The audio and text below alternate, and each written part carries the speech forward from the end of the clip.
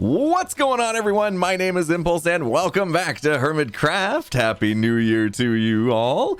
And I have been enjoying the holidays, I must admit. Took a little bit of an unintentional break and spent some extra time with the family. Got some things done IRL that I've been wanting to get done for a while. And also, as you can see, I've done a little bit more work here in the base off camera, and it's looking good. I changed up this bottom style to just using the smooth quartz there, and I think it is a very clean look, and it's actually all the way around. I did the back side for once. I didn't try to leave that for later. It is done, and things are looking good, and furnaces are firing up, and as you can see, it's all the way around. And I also, of course, had to move our board of farms and the Phineas machine down here, and I am looking at this today thinking it is about time that we tackle some of the big ones on here, specifically probably these two. I was going to say that one as well, but that might be a little bit more of an undertaking that I'm ready to take on today. And I've been thinking about how this is going, and I was looking at this, our basement, basically. Also, I should probably let you know, the drown farm, it wasn't much of a drown farm anyway. I ended up taking it out just so that I could come through here. And eventually I want to have like a really cool door here, but not going to do that today. Today, I want to focus on below the base. And this is going to be a big project because the more I've been thinking about this, the idea of having water underneath the base hasn't really been great. You know, as you can see, we have drown spawning, and now that we aren't really going to do a drown farm down here, it's not going to make sense to let them spawn down here. We have tons of fish and everything else, and you can't really see so much down here. We can't really get a good look at that sugarcane farm. We can't really get a good look at our kelp farm that we never finished, which we probably should. Maybe we'll do that today as well. And I'm thinking, I know this is going to sound crazy, but I'm thinking of draining all of this. No water underneath the base. We drain it out and we build up all the farms, right? We have a melon farm, we have a pumpkin farm, we finish the kelp farm, and eventually we'll use this space for other farms. Maybe cactus, maybe iron, I don't know. But at least we'll have the space to do it, and we don't have to worry so much about the water. So that means we need to drain this, and that is, as you know, a pretty tedious task to drain that much water. I'm going to need some sand, I'm going to need some sponges, and we are going to get just draining. I will attempt a time-lapse, but underwater time-lapses, you never know how it's going to go. So here we go.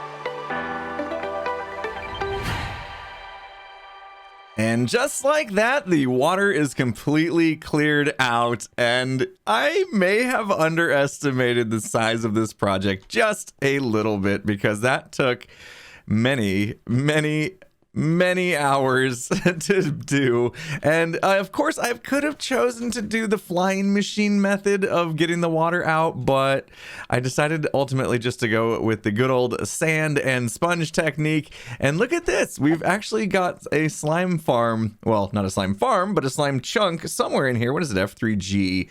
One of these chunks around here is producing slime, which maybe we'll use to our advantage in the future. I don't know, we'll see. I haven't exactly planned out all the space in the middle here, which right now is pretty ugly. What I do want to do today is take care of these three walls. So you can already see the idea for these walls have been, since the beginning of the season, to do these wall farms on. And I did the sugarcane. Right now, all the sugarcane is grown up. It is not going off anymore. I believe the storage is completely full up there anyway. But I think the daylight sensor might have gotten blocked in some of the building that we've done. And I never finished the kelp farm. So I felt a little bad about this. I want to get the kelp farm actually completed today because I only did 2 layers. And even with 2 layers, it's really producing quite a bit of kelp. But we got to have that look, right? We got to have all the farms going all the way up to the top of the base, which I don't really have a great way to get into the actual base. Oh, no, and we missed. And now, oh, there we go. Okay, first try. All right, but look at how cool this is now that we're up here and we put in this glass. Before with the water, you really couldn't see what was going on down there. And now that the water's all gone, even with some little rendering glitches. Okay, I think it might be due to Optifine. I don't know. But yeah, we have some rendering glitches. It looks so much cooler. You can see all the stuff that we've done down below. And when we do this whole floor, it's going to look amazing. I have it in my mind's eye already, and I can't wait to get to it. But first, we've got a lot more building to do because we need to finish up this kelp farm. So I have to admit, it's been a long time since I built this kelp farm up, and I don't remember how exactly it was made and how it works. So I came over here to take a look at it, and as I started digging away at some of the pieces, I can't help but to keep hearing all these mob sounds, and I don't know where they're coming from because this is a pretty solid built farm. So I think we better investigate because it's not good if we just have mobs roaming around the server here. Yeah, okay, so apparently I didn't light up this little space underneath the farm. That's probably not good. Okay, you go ahead and fight. There's gonna be creepers back here. Okay, all right, I think we better clear this out because I got a feeling a lot of these zombies are holding items, which means that they will not despawn. And okay, bad idea. I think we just had a creeper blow up and make a mess of our farm already. We better get him out of here before it happens again. What a mess. I need to light this up. Yeah, he's holding an item. Oh, these are definitely causing lag. I need to clear this out right now.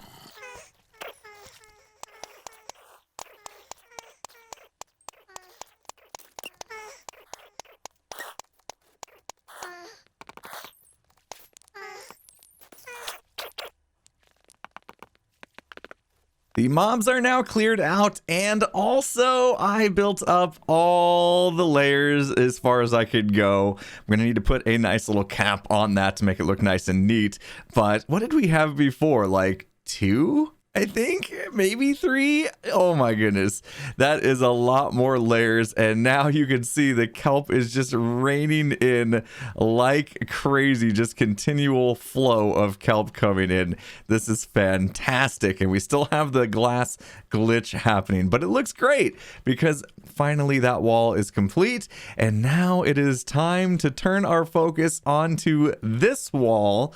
And I know what I want to do on this wall. I want to continue with the green theme. We're going to put another green-ish plant in here, and that is going to be melons. And so, of course, we'll stick with the green glass. So melons will go on this wall, and you can probably guess what's going to go on that one, but we'll wait to see if we get to that today, because next up, we got to design a melon farm. But first, I figured I might as well show you, since I'm up here, how this farm actually works. And in fact, it's not done. I need to add another layer of glass panes. As you can see, we have some kelp kind of collecting at the top. If I add another layer of glass panes along this row right here, the kelp will hit it and fall down like it does all the other layers.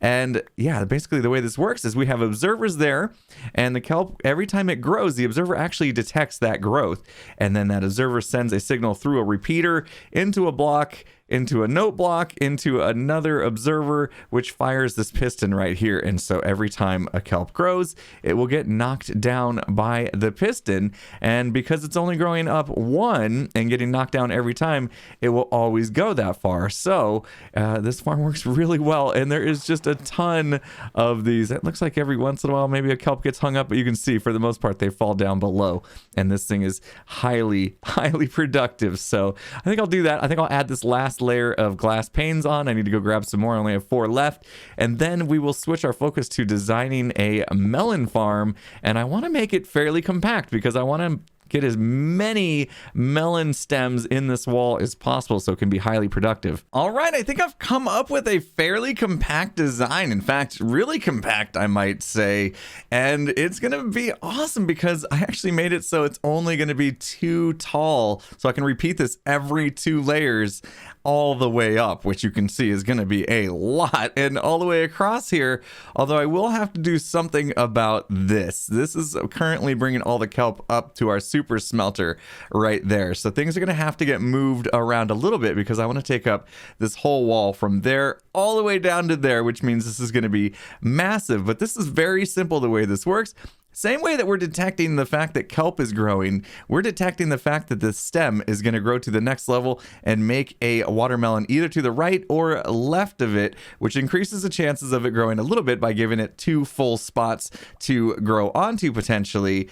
And then in the back here, what we have to do is take this redstone signal from the observer and trigger these pistons. Now, before this wasn't very easy to do, but thanks to our good old target block, now if we add this in, you can see it redirects that redstone signal to that block, powering that block, which will power that piston. So if we put one on both sides, now we can easily do this. And this is going to be fantastic because this should definitely be tileable all the way to the right and the left of it. We just continue this design pattern over and over and over again. And also it should be completely stackable as well. We are going to pack in a ton of these melon stems. Oh my goodness, it just hit me how many resources we're going to need. We're going to need a lot of these target blocks, which means we need a lot of wheat for the hay. I think I'm good on redstone, but oh my gosh, we're going to need to do something about that wheat. Problem solved. We've got ourselves a nano farm, and this is the same one I built in the industrial district, and it works pretty well. So basically we're just going to spam this piston over and over again. Underneath here we have some farmland, and there's some bone meal being trying to shot into it, but it won't until we actually plant it. And then we, as you can see, we hold down right click and there is actually wheat flying into our inventory, although it's very hard to tell right now. But this should produce us enough wheat. We are going to burn through a ton of bone meal, but that's not a problem because I basically have a bone meal farm over in the industrial area, so I can go grab from that. So I'm going to start collecting a ton and ton of resources for this farm, and once I have them, I suppose we could start a time lapse.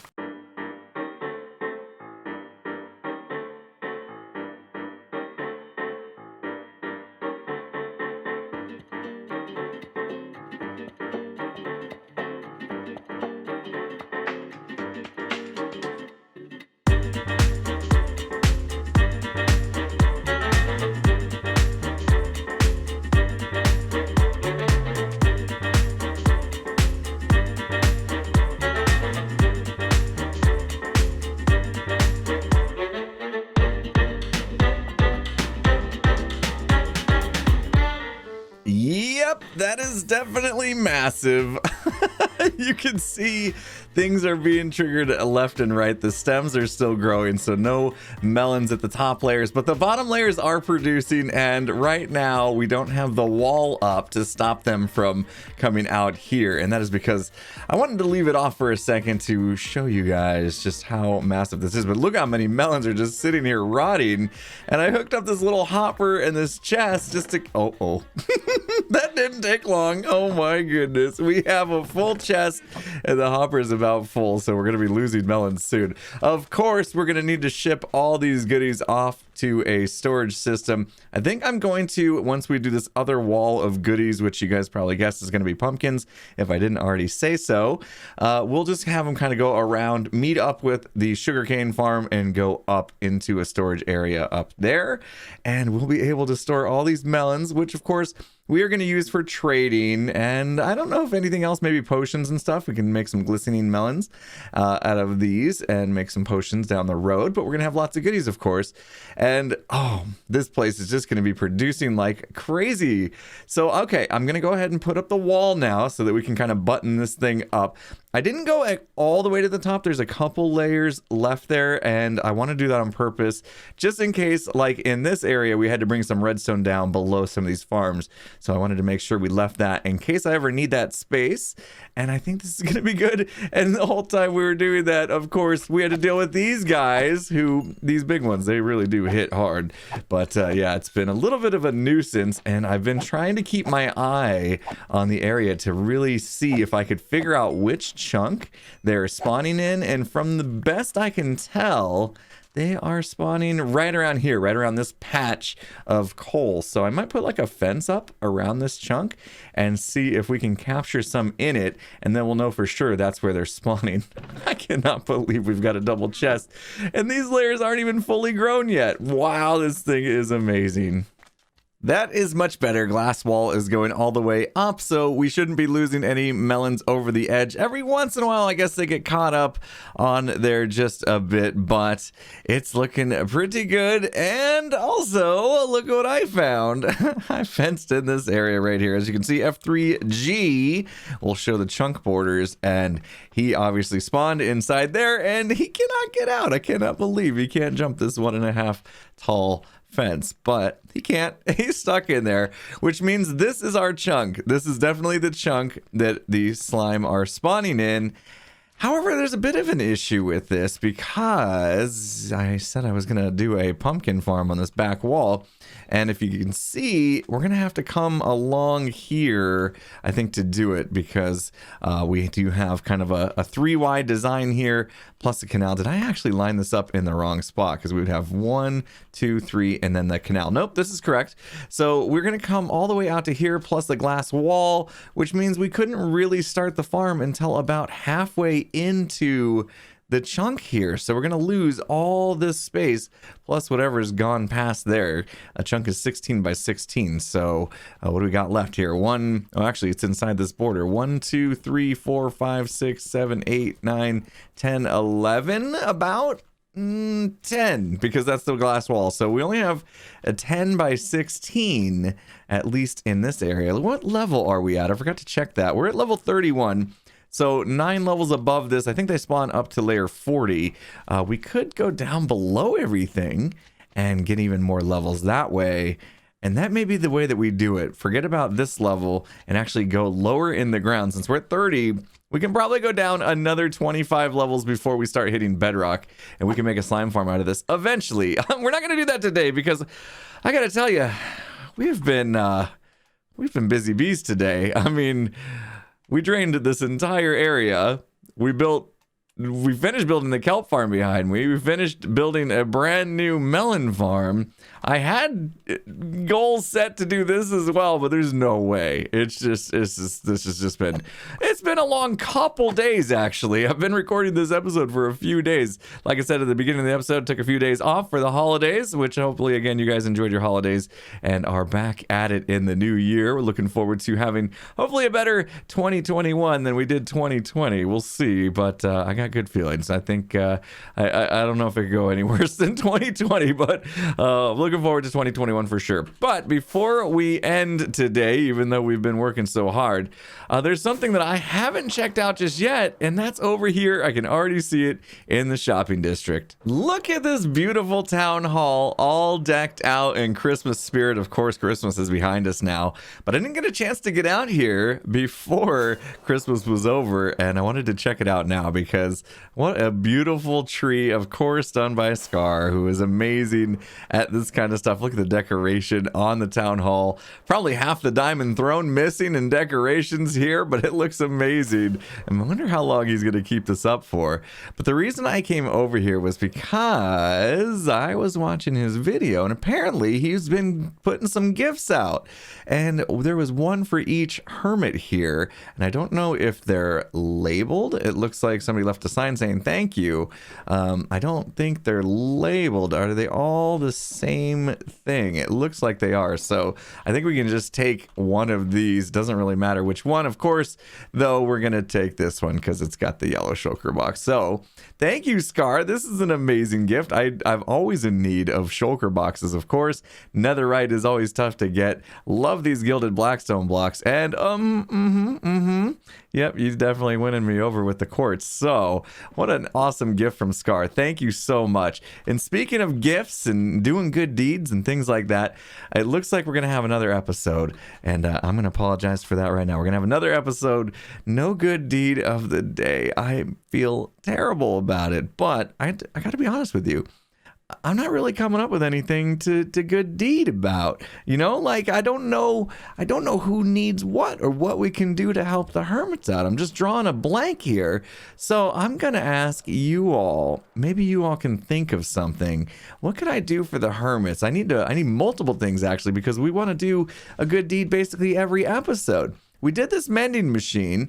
I wonder if it's been being used. It looks like not much. I might need to remind them that this is here. Maybe a little bit missing from below here. You know what? While we're here, though, am I going to be the main user of our mending machine? This was really meant for the other hermits, but I'll take it while I can get it. There we go. That pickaxe is hurting. We've been doing a lot of work today, and yeah, never did fix this problem, but it's kind of fun to collect XP out there.